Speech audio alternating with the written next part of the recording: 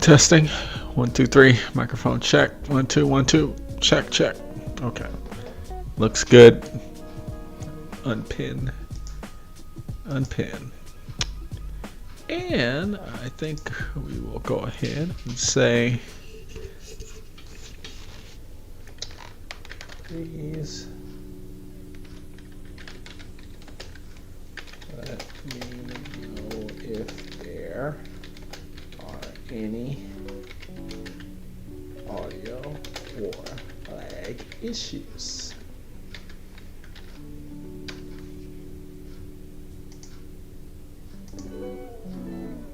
Now, okay. Hello. This is the Black Ponderer. I am the host, Neil Trotter. Let's see here. Let's see if we can make this work. Looking at my audio, good levels. I think I can bring that microphone down a little bit. Good, good. Okay, so the Black Ponderer is a YouTube channel, obviously, because you're on YouTube. It's a philosophy channel. We talk about philosophy, in case you're new, or you're watching this later and you're like, who is this? It's a philosophy channel. We talk about philosophy. Usually we read philosophical texts, specifically texts about philosophy, Plato and Aristotle, Socrates, all the Greeks, and just all that stuff like Immanuel Kant, Rene Descartes, Jean-Paul Sartre, all those old-timey philosophers. But we'd also talk about some modern-day contemporary philosophers, and that's cool. We do that usually with our regularly scheduled videos, or the non-live videos. But in the live sessions, what we like to do is we like to just talk about just general philosophical themes, more general discussions. And we're open to dialogue and back and forth discussion, and it's more free forming. It's not like a lecture or a talking at you, it's a talking with you. Imagine it, I'm just hanging out, and we're at the lounge. If you look at the thumbnail, that's where we're at. We're hanging out, we're buddies, we're pals, we're just having a drink, or a good light meal, and we're just shooting the breeze about philosophy. And that's what we're doing here. Today's topic is reading books you disagree with, because that's the thing, right? People always are tripping about that. Just because you read a book doesn't mean you read it and maybe you even enjoy it, you found it interesting. That doesn't mean you necessarily agree with it. And just because you don't agree with something, doesn't agree with a text, doesn't necessarily mean that it's bad. Maybe the arguments are presented well, even though you disagree with it. And but a lot of people will assume you're reading something and it's like, oh, you must subscribe to what the author is saying. No, maybe I just want to understand the argument, or I want to get a more in-depth take on where the person's coming from, or maybe I want to get into the loop, I want to get involved in the discussion, but instead of just kind of assuming what's being said, I do my research and I know what's being said. And so that's the thing we're going to talk about today. Let me actually read the description that I put here. Edit. Hello, let's hang out, talk about. Okay. So what makes a book good? Is it a compelling story? Is it deep characters? Is it exploratory themes? Are those things that make a book good? Yeah, they definitely can make a good book for sure. But what happens when a book has problematic content? Problematic content. Content you disagree with. Maybe you disagree with unlikable characters. A character that you just do not like at all. Themes that counter your perspective.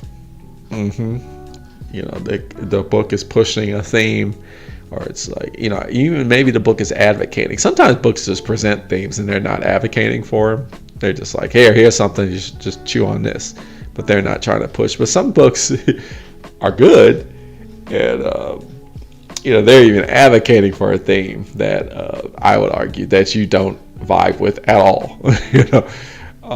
So what do I say? Does that make the book bad? Is a book bad when you disagree with its content? Let's discuss. So that's the question. Do you disagree with the book now? Just to give you some more, I guess, what do you call this? Preamble.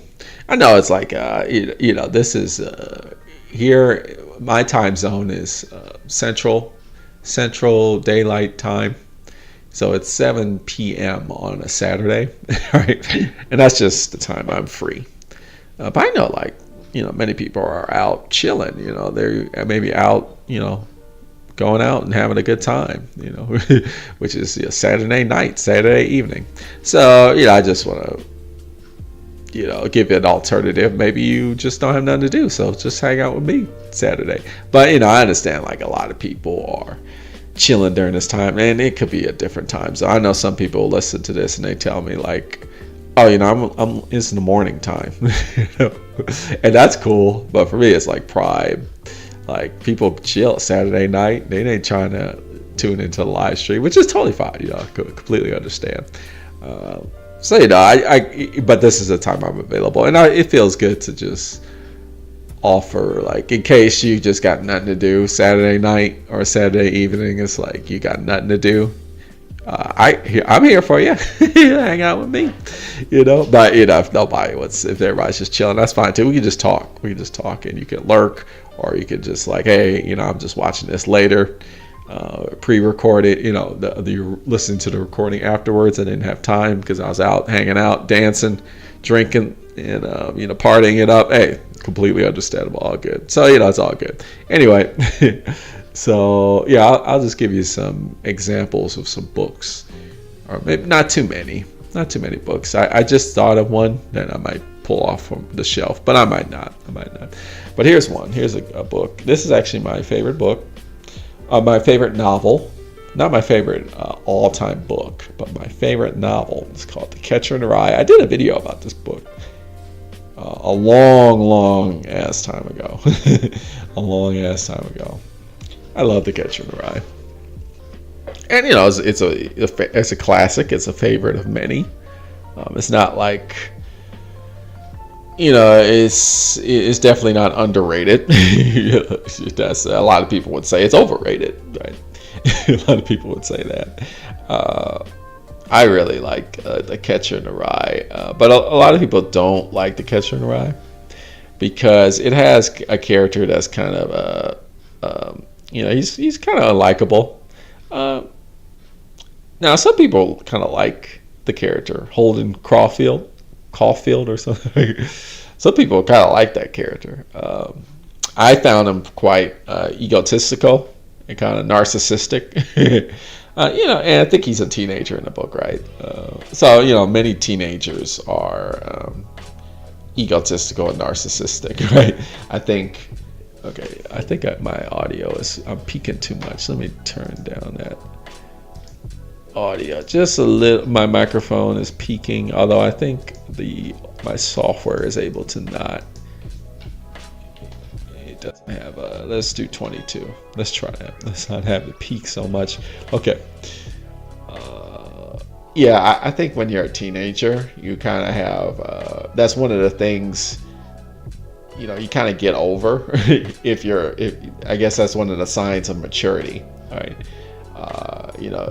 When you're a teenager, it's typical to have this kind of feeling of the world revolves around you, or your problems are the most significant problems.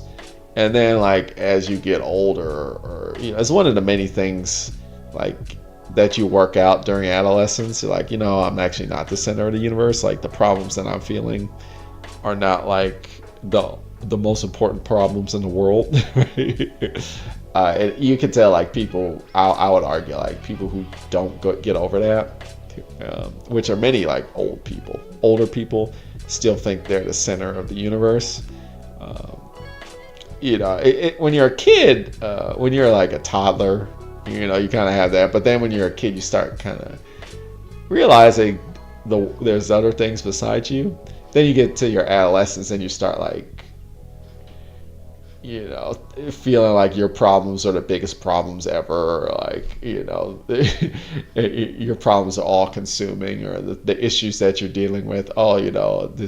No one has ever suffered the way I suffer. You get into that emo mindset, right? Kind of emo-ish, I would argue. But then you kind of get over that. But lots of people don't, right? And then I think that's a sign of immaturity. Holden Caulfield, who's a teenager in the book, he's still at that mode, I would argue, which is annoying, right? But it's typical teenage angst. But I still like the book. Now, this is a good example of, I like the book because it has really good themes. The main character is kind of he's narcissistic. He's conceited. Like, he just feels like, I would argue like he feels he has that center of the universe type of idea about him. And maybe eventually he'll get out of that, but that doesn't happen in the book. And a lot of people find that annoying. A lot of people say like, it's one of those typical stories where the kid he's kind of an annoying brat, basically, which is true, right? But I still like the book. But a lot of people can't get over that. They can't be like, they'll say, another thing is, I can't relate to this character. I can't relate to this character, this whiny teenage boy, right? I would say like, well, just because you can't relate to a character doesn't necessarily mean the book is bad, right? It's not bad just because you can't relate to the character. Oftentimes it's pretty cool to get experiences, perspectives from people you don't relate to, right? Because then you can kind of get an understanding of different perspectives, right? Which is kind of one of the cool things about books, right? But I think one of the cool things about books is that you can dive into characters that you don't like, that are not relatable, that perspectives that are you find kind of deplorable or unattractive. You get to kind of delve deep into characters, and a good author, I think, kind of makes those perspectives understandable. Maybe not excuse them, right? Maybe don't provide like redemption stories. Sometimes that works. Sometimes that's kind of cool, but oftentimes like you'll see that kind of overdone a little much. Like horrible people, they always has to be a redemption story. It's like maybe not. But I like the themes of The Catcher in the Rye, and if you would like to know like what I like about the book, then check out my video about that. That's an old ass video. You're gonna have to delve deep into the past archives to see that one, but it's there if you want to check it out. Another book, but yeah, that's some people don't like books because they don't like the character, particularly the main character, meaning they don't like the main character's personality, or they think the main character's problematic, right? And it really does depend on how the author is portraying that character. Like, if the author is glorifying that problematic behavior or excusing it, or trying to give some sort of like, this is okay behavior, then yeah, maybe that is kind of like, yeah, I don't like this. And sometimes maybe that, you gotta be careful about that. Maybe that's interesting. Oftentimes it's not, though. I personally don't like it for the most part. But I don't think that's what's happening in The Catcher in the Rye, right? I think in The Catcher in the Rye, you see this character that's dealing with life, and they kind of are in that teenage angst, emo, like, oh my God, my problems are so big, and why can't people understand me? And you get to delve deep into that kind of mindset, which is interesting.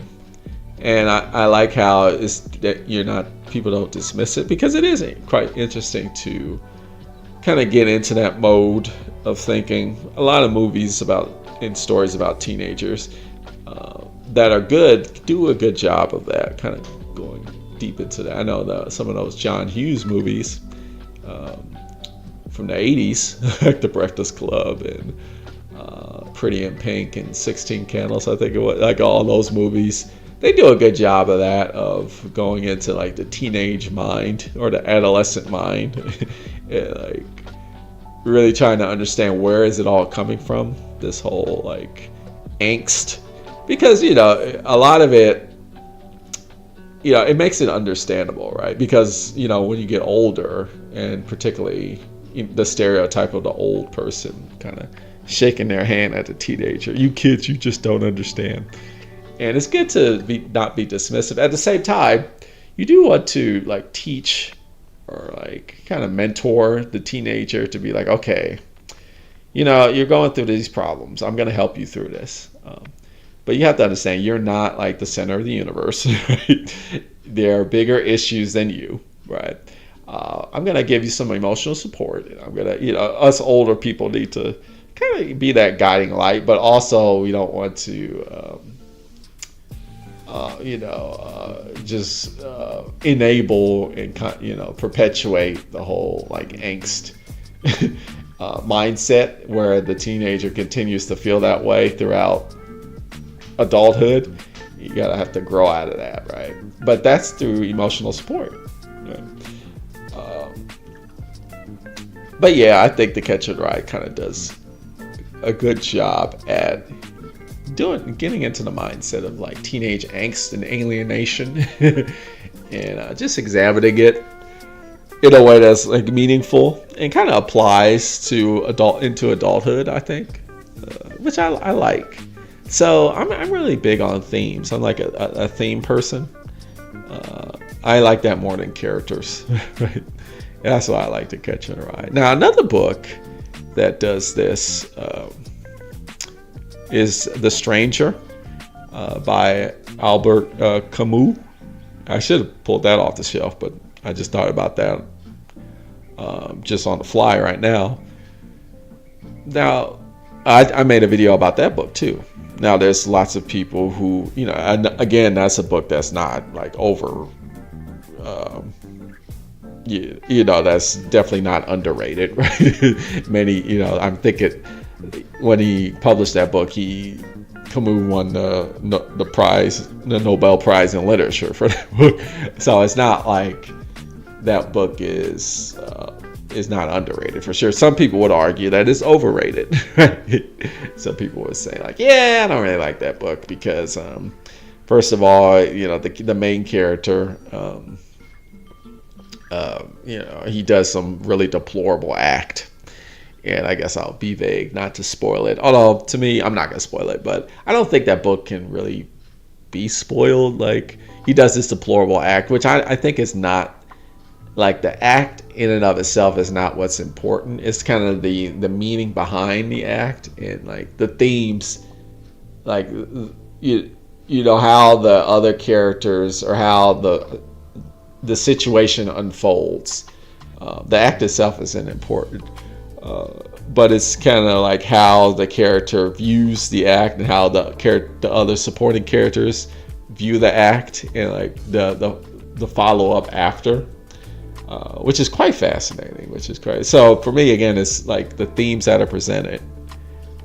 It's not even the plot, really. Like, it's not even the situations that unfold. It's like what the author is trying to say about the things that are happening. Right? That's what's interesting about the story, right? And so here we have again, like, so this character does this deplorable act. So when you say like, I like this book, does that mean like, oh, I'm in support of what this character did? No, right? You're more, when I'm talking about The Stranger, I'm talking about, I think the book is good because it really does examine like the meaning behind the actions that take place and how they tell kind of explain overall like human behavior and the meaning behind human behavior, and societal expectations and all that. And so, when we go back to what happens when a book has problematic content, how is, just because a book has problematic content doesn't necessarily make it good or bad, right? It's how the problematic content is addressed in the book, or how what is the author trying to say about the problematic content is what makes it good or bad, right? And that could be many things. And then, and it's not just problematic content, maybe like some horrific act that happens, but maybe it's just something you disagree with. So it might not even be problematic. It could be like, yeah, I just don't like books about like teenage angst. Or like, when teenagers go off and like, oh, woe is me. Like, I just disagree with that fundamentally. I think that, to get into that mindset of, I'm just using that as an example. Like, I don't really like, somebody will say, I don't really like stories about that because I feel like that is something that you should just get over. And it's not really that much of a problem. It's kind of more like whining. Some people would say that. That's why I don't like books like that. But I would say, well, take a step back, and because those things happen in life, right? And so what is the book trying to say about that teenage angst, for instance? We're using that as an example. Is a book trying to like glorify that? Or is the book trying to critique that? Maybe it's a critique about it, which would be cool, right? Is it trying to excuse that behavior, or is it trying to examine that behavior, trying to understand what's the meaning behind the behavior? So just because you might disagree with what's happening doesn't, the occurrences that are happening in the book might be, the author might disagree with those occurrences. They might just be trying to say something about it that you may actually agree with. So it's quite fascinating when you really think about it. I'm trying to think of like other books. The thing about my channel is that I usually read books that I agree with. But philosophy actually is philosophical books are quite like typical of this. Right. I see I should let's look it up. My signal here. You might see some lagging, which is unfortunate. But what are you gonna do? You might see some lagging, but I think it's not as bad as that one time where I couldn't even stream. And, but yeah, so there's a lot of old school philosophers. They have ideas that are extremely good, but they also have ideas that are extremely not so good.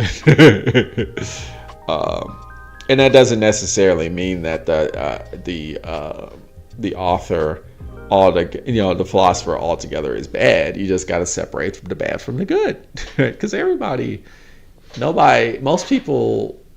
almost everybody, their school of thought is not like perfect, and they're gonna have some flaws in their thinking. Right? I mean, a primary example of this is Hegel. I've done a lot of videos on Hegel, and Hegel's cool. But he does. He'll make statements like, Africa, that continent doesn't have a history. African people don't have history. Like he made statements like that, which is like, not only is that just flat out racist, right? But it's also just stupid. It's just amazing that statements, and I've highlighted those quotations, right? And then he'll say like, the Far East, all the Asian countries, they have like a little bit of history, but really where it's at is the European hit. He'll make those kind of statements, and you just got to ignore that stuff. And it'll be different if, the crazy part about what's sad about it is, I feel it's just a blip in his thought, but no, it's actually a significant part of his thought. Right? We just don't want to talk about that, which is fine because, Hegel has done a lot for philosophy, and he has very good ideas, but he also has some really dumbass ideas too. And so we have to just incorporate it all and be like, okay, when it comes to like history, for instance, if we're talking about history, like Hegel, he's not the guy. He's not the guy. He's quite incompetent when it comes to history, to be completely honest with you. But in terms of philosophy, he's like a genius. Right? A lot of philosophers actually are pretty bad or pretty terrible when it comes to history because they kind of get in their own head. And the thing about history is that you got to verify your sources, and you got to like do research that is outside your circle of influence and your own sphere. Right? But philosophers, they're oftentimes in their own head, so it's kind of hard for them to get out of it, which is why a lot of them, when they write books about history, they're often like very bad because you got to do like outside research. And for example, another one would be Aristotle, which is an amazing philosopher, but he said some pretty stupid shit about women, right? Very boneheaded. And we just like acknowledge that. We don't ignore that, right? We don't ignore it, but we don't say like, okay, we're just gonna push that aside. No, we're gonna be like, okay, this is a man that is a genius when it comes to philosophy and other fields, but when it comes to like, basic like human relations, and hey, like people today struggle with that. Right? He was pretty like boneheaded, right? And so we just keep that in mind, right? But that doesn't necessarily mean his entire philosophy is bad. It's just it's you just take the bad with the good. It's complicated, right? I have yet to read this book, but yeah, I mean, it's not really high on my to read list. But eventually I will read it because I do want to know the hype behind this book, which is Lolita, right? Lots of people say it's a masterpiece. Lots of people will say like, yeah, I'm not reading that book ever because I don't read books about pedophiles. In my opinion, like, understandable. But then, you get this back and forth discussion. I know it's just so. I have yet to read the book, so but eventually I will. But again, it's like not high on my priority list. But here is written very well. You'll hear this back and forth about Lolita doesn't it doesn't like it's not advocating for pedophilia. That's not what it's doing. But it's just getting into the mind of a problematic character, and and it's getting you to understand how this character thinks, right? And that's what's good about it, and it's written in this beautiful language, and it's because I hear feminists I know personally, good buddies of mine will say that they'll be like, I love Lolita. I'm like, really? Like, oh yeah, it's written beautifully. Like, I don't go down with what the author is saying, or like I don't condone that, but it's beautifully written. And then I know other people who are like, yeah, I'm not touching that book with a 10-foot pole. Right? And in my opinion, my personal opinion is like, dude, you can read whatever the hell you want and you can read it for whatever reason you want to read it, right? It's your personal decision. I would never like knock somebody for like deciding, yeah, I'm just not reading that book. I don't care how well written it is, and I think I will though. So then we go back to somebody like Hegel, who was like, who's people don't want to talk about, basically kind of some of the racism that Hegel has in his text. And, if somebody were to say like, yeah, I'm not reading Hegel because his opinion about Africa is racist and fuck racist, right? I would respond, well, I don't know. I think that's a little short-sighted. I think that's a little short-sighted. I think that you can acknowledge the fact that he had some pretty stupid ideas about Africa, but you can also, take a lot of positive, constructive, philosophical concepts from Hegel and actually apply them to your life and make your life better. And I don't think that racism would negate that. That's what I would argue. But then at the same time, I would say, like, hey, if that's how you feel, that's how you feel. I think you're kind of missing out, but I'm not going to like debate you about that. People are free to decide, right? So that's another thing I'm always down for. I'm like, hey, man, like the Catcher in the Rye. I think, that's another thing that our society does, and particularly you see that a lot on the internet. Right?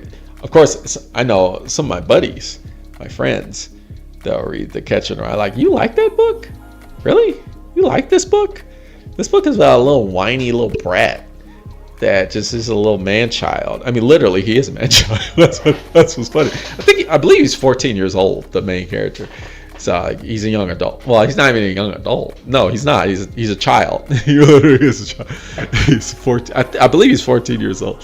So a lot of people will get that wrong, right? But a lot of my friends will be. I have several friends who are like, "Hey, I couldn't stand that book. I don't know how you could like that book." And I'm like, "Well, that's fair. That's fair." But I say all the things that I say in the video that I made about The Catcher in the Rye. Like, I think it just has some great themes, about like alienation and the fact that people are not their authentic selves, and which I go really deep into that in my video about it. If you'd like me to talk about that further, I'm happy to, but I'd rather I don't want to like repeat myself. But I think it's great. So I think you're missing out. But then they might have sit here and say like, hey, I read it and I didn't see that. I'm like, that's fine. Same thing with The Stranger. I know people who are like, I don't like The Stranger because it feels like the Stranger is promoting nihilism and murder, and just like bad behavior. And I don't think that's what The Stranger is doing. I think The Stranger is not doing that. I can only see you thinking that if you kind of didn't read the book critically, right? Or you might need to have a discussion. I wouldn't even say reread it. I would say like, hey, talk to me about it, like, because I'll give you I'll give you some insight, where that's not what's happening. Every time it's like, hey, if that's how you feel, that's how you feel. I'm not one of these people. We'll just debate you to the moon about like, no, I don't consider it a personal a personal attack. If you like, I hate that. Somebody else say like, I hate The Catcher in the Rye. Oh my God, my heart. Okay, we can't be friends. We can't be friends because The Catcher in the Rye meant so much to me. People do that. Like, if you don't like this book, we can't be friends. Like, I'm not one of those people. I'm like, okay, no, that's fair. That's fair.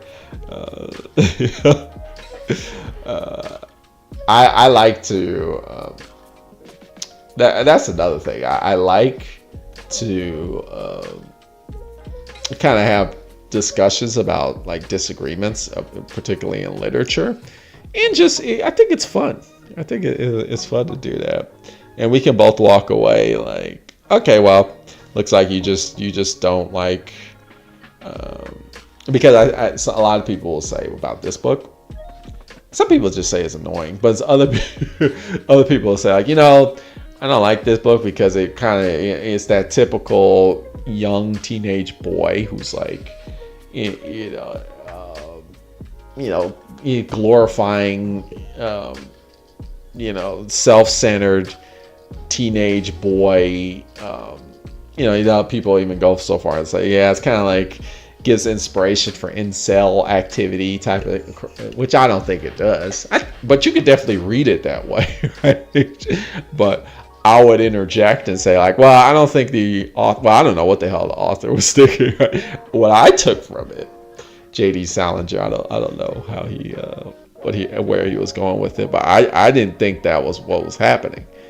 I don't think the character was a kind of incel kind of character, frankly, because of some of the stuff that happens in the book, where he kind of doesn't go that route, right?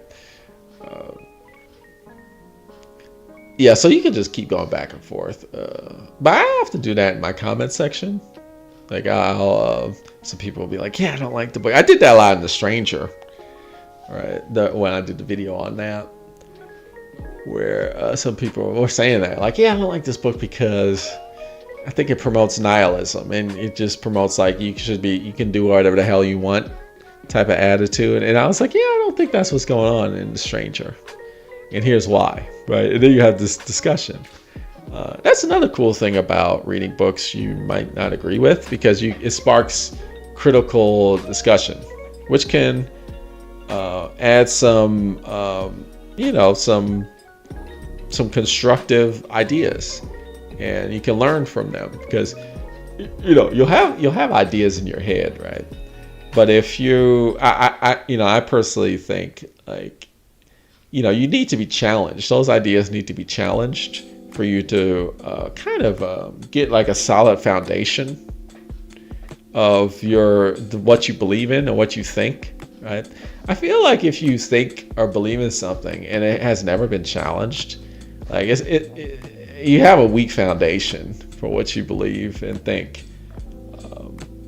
I do think it's really good to seek out things that challenge what you believe and what you think. Some people would disagree with that. They'd say like, no, you need to, stay away from that. But I think if you stay away from it, right, and The Stranger is about this, in my opinion. The Stranger is actually is quite one of the things I like about The Stranger is it kind of has that theme in it. Like, people can't deal with like opposing viewpoints or like situations that challenge their beliefs or what they hold true. Like, people they break down, right?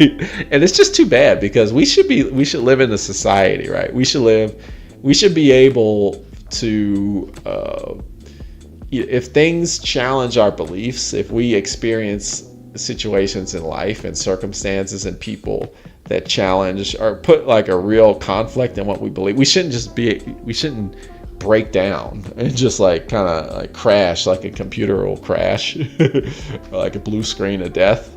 Like, a lot of times what'll happen to people, like, you give a reasonable response or like a reasonable rebuttal to somebody's thinking, and they'll just blue screen of death, right? Which is what Windows they'll just shut down like a computer, right?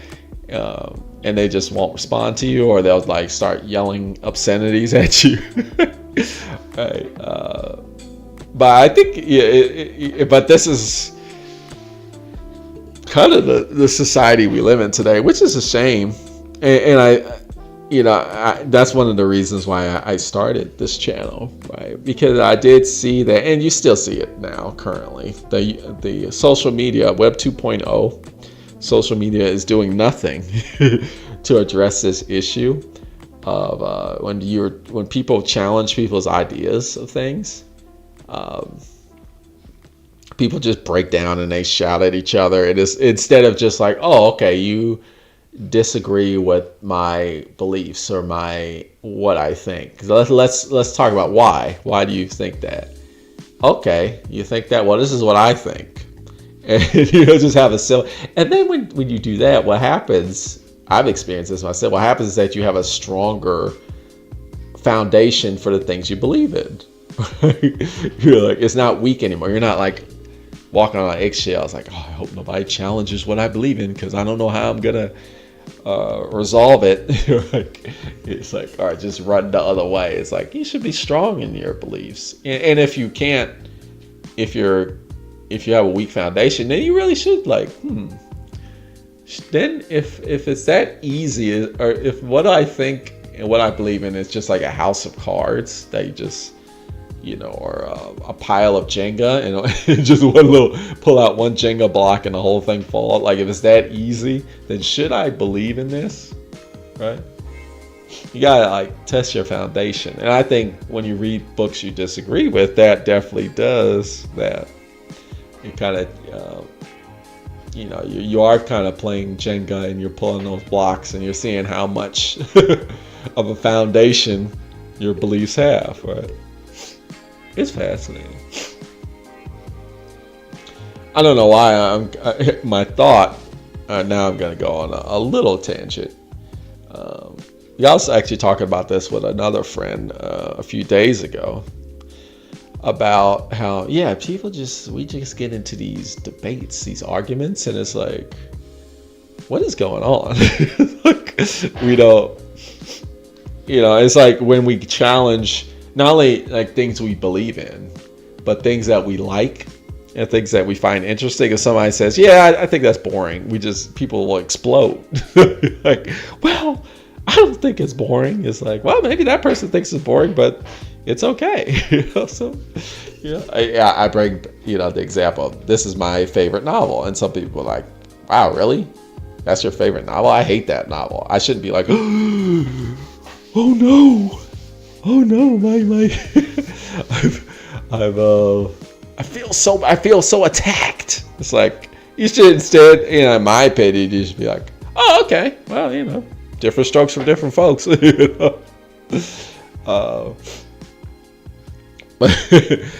it just reminds me of the Star Wars, right? Star Wars is a thing nowadays that people get all up in arms about, and I'm just like in the background, like, why are people so upset about this fictional universe? Like, it's just crazy because I have many friends who are not only Star Wars fans, but they are like really into film. Like I have friends who've got degrees in film and like who are in the production industry, which is kind of cool. It's kind of cool. And so they kind of work in film. And so they have, not only do they have a deep passion about these stories, these fictional stories, but they have a deep passion for the industry. It's like twofold, right? So they get in these really heated debates, and I'm just sitting here like, is it really that serious? But in Star Wars, I'm not. I like Star Wars. Star Wars is cool. I'm not like a mega fan. I'm not really like a hardcore fan of Star Wars. But nowadays they come out with all these different series, right? They got so many. They got like the one with Ben Obi-Wan Kenobi. They just came out with a new one called the Acolytes or whatever the hell. I haven't watched any of this stuff. The Baby Yoda one, the Mandalorian. I think that's what it's called, right? I haven't seen it. I've seen the old ones, of course, which are, I love the old ones. They're like many people. I know some people who don't like Star Wars. They're like, and then I know some people who don't like Star Wars just because simply like, they're just not interested in like flashy lightsabers and, space combat. It's just like, it's just never float my boat. And then, but there's some people I know who are like, I don't like the main character, Luke Skywalker. He's kind of a whiny little brat, and I never really jived with that. I've actually heard a number of people say that, which is like, is he? I don't know. But I always thought the original movies were cool. They're fun. And then I try watching the new ones with the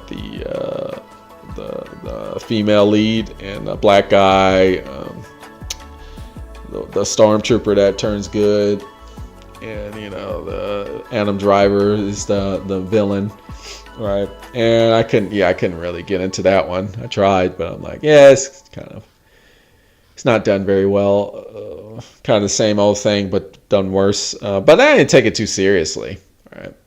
But some people, they really take it, they have these heated discussions like, oh my God, this is so bad. This is so bad. I can't believe these Disney Disney's so horrible for taking our franchise and just running it into the ground. And these producers, I hate these producers. And oh my God, this is so, why are they just destroying my childhood? And I'm like, dude, calm down. Like, calm down. Like, is it really that serious? I always say, like, look, if you just watch, you got the old Star Wars shows, just watch them. But people just take it seriously. I'm of the camp, like, and now we're kind of getting to a tangent. But I find this interesting. Maybe I should just do a live stream just on this, where people, I don't know what I would call it, but I think people who trip too much, or like they get upset too much about like things that aren't very important. And so one could say, like, well, it's important to them because they grew up on the fictional story and it means a lot to them, and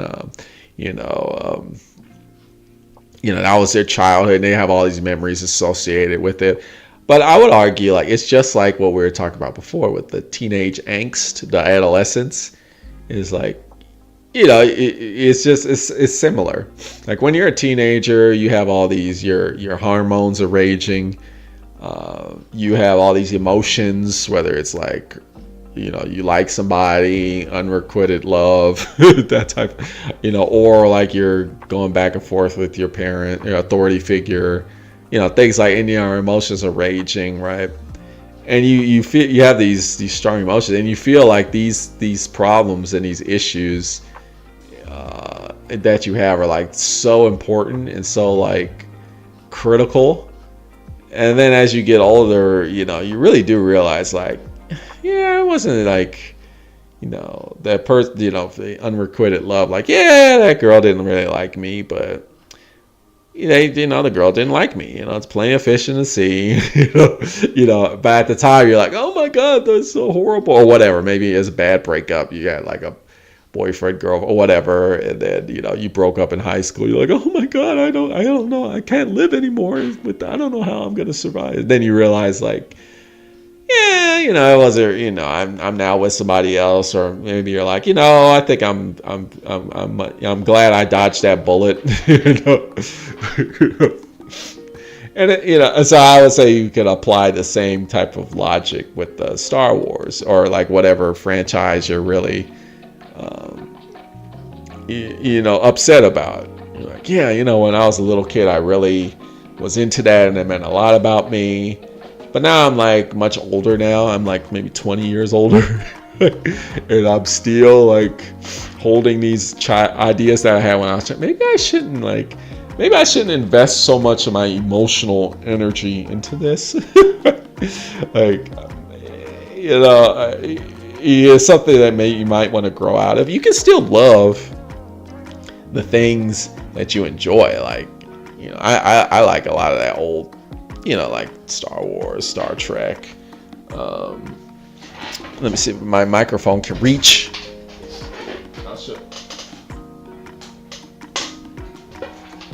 I'll show you one. It's another good example. See, I'm totally, I totally get it. Like, that's, it was on sale. It's like a Nintendo Switch. I play video games, as you can see, but I don't take that shit too seriously. And I think you can't let these things be too grown. Once you get older. But yeah, it's a collection of these old ass games from like the 90s. They keep rehashing them, right? Because they know people like me are gonna buy them. It's like The Lion King, Aladdin, Jungle Book for Super Nintendo. I had those games when I was a kid, and I love those games.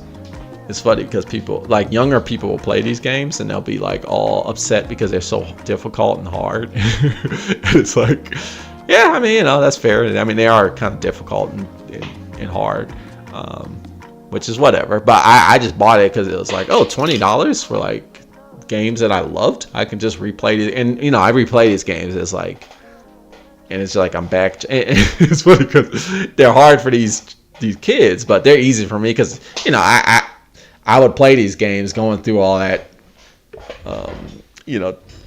learning and like challenge. But eventually, after a long time, you learn the patterns and you learn the tricks. and you learn the game mechanics, and you can just fly through these games. You put enough time into anything. And, it just brings back good memories.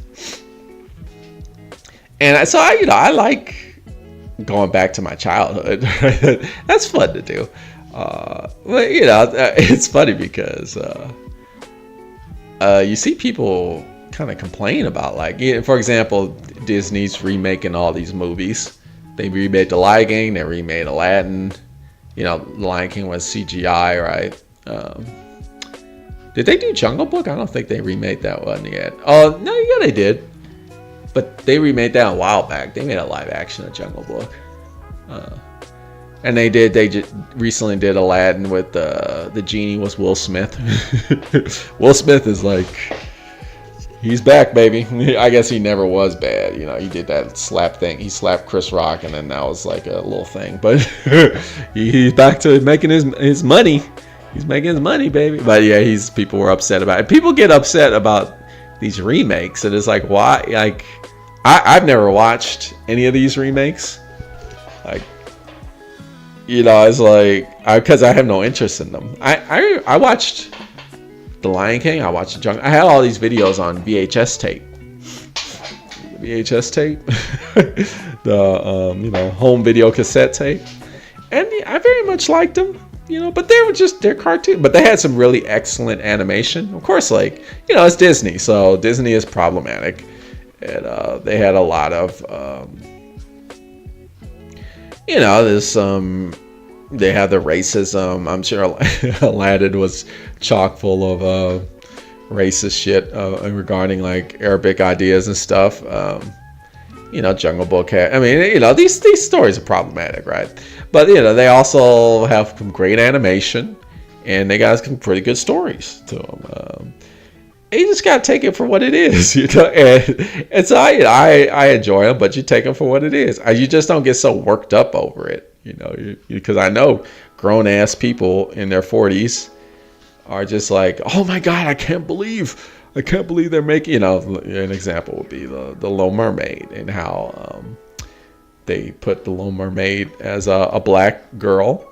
And everybody got all upset about that. They're like, "Oh my god, I can't believe the Little Mermaid's black." And it's like, first of all, that's if you're getting upset over that, you're racist, right?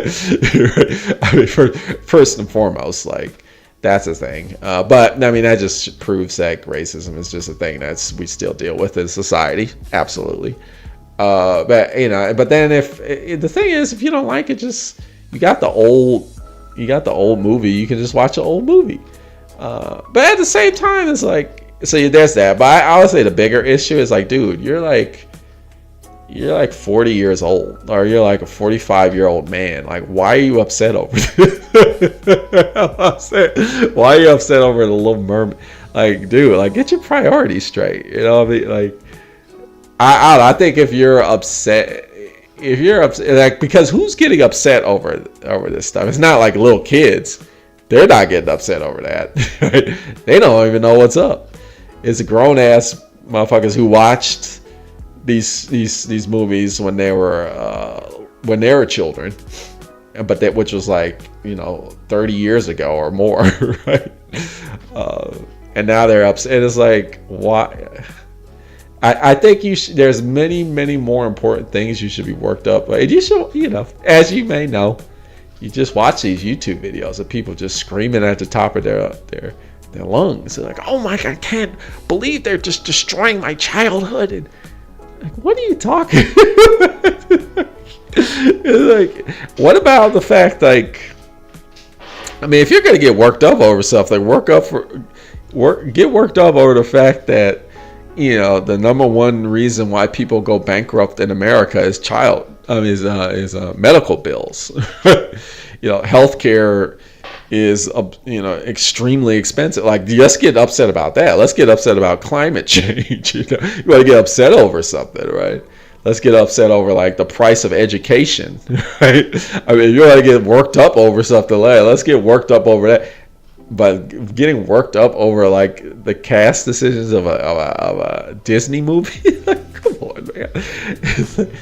I do feel like And that's kind of the problem with the internet. We've kind of veered topics a little bit, where it's but it's just kind of the same thing. It's like content you disagree with, but you really gotta like examine. It's not only just about like you disagreeing it, you gotta really like see the context and like the situation. like why are you getting really worked up over this? Like you're getting worked up over the fact that if we go back to the Star Wars, it's like these series that don't have good storylines. They're boring to you. They're not interesting. So for me, it's like, then just don't watch it. It's like, well, it's easy for you to say, I grew up on this stuff, and this was my childhood, and I know they could do better. It's like, really? You think they could do like this? This is a corporation, and it wasn't. We could talk about how Disney doesn't do better. Like they've never done better, But even before, corporations are going to corporate, right? They're going to just do whatever they need to do to make the most money, right? This expectation you have isn't real. So I don't know. It's just for me. It's like so I bought this. I was like, ooh, it's on sale, cheap. This is hours of entertainment right here. The original games from my childhood. But I fully understand, like, because some people are like, oh, they're capitalizing on your nostalgia. You got suckered. I'm like, yeah, sure. I know. I understand. Like, they're just making money off of my memories. But, whatever. I'm having a good time. Shit. I'm just like, you just don't take it so seriously, right? You just have a good time and you just take it for what it is. It's just, Well, anyway, that's all I wanted to talk about. We talked about several things in the channel and during this live stream. So, a story or like a book or a piece of media, if it has content you disagree with or it's problematic, it might not necessarily be bad. It's about how the problematic content is explored, or how the content you disagree with is explored. Oftentimes, like content, a good book presents, or a good piece of media presents problematic content in a way that's exploratory, right? In a way that's, oftentimes is a critique, and it might not necessarily be a critique. It might just be, it might be more exploratory, but it might not necessarily be advocating. And oftentimes that's when something's kind of bad, when it's like, it's being, and sometimes even advocating isn't as bad, or maybe there's something interesting there, but when it's glorified, right? And even that depends, right? Because you look at like a horror movie, for instance, and they're like glorifying violence. And then some people are like, yeah, that's why I don't like horror. But horror is an art form, and some people do like glorified violence. If it's like done in a way that, maybe the violence being glorified is done in this, so it is so over the top unrealistic that is done in a way is so fantastical. It's not based off of reality. You might be able to like it, or maybe not. Maybe some people really do like the realistic violence. I don't know. It's just many things to consider. But just because something is problematic or you disagree with it doesn't necessarily mean it's bad. That's all I'm saying. We'll end it there. Please feel free if you want to.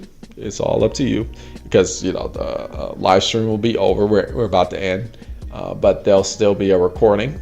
If you want to like comment, continue the discussion, feel free. But if not, that's cool too. But yeah, we'll end it there. And we've reached our hour, and I just want to thank you for watching. Whether it was during the live stream or after you're watching the recording, all good, no problem. But yeah, you've been watching The Black Ponderer. Tune in next time for more philosophical thought. Bye bye.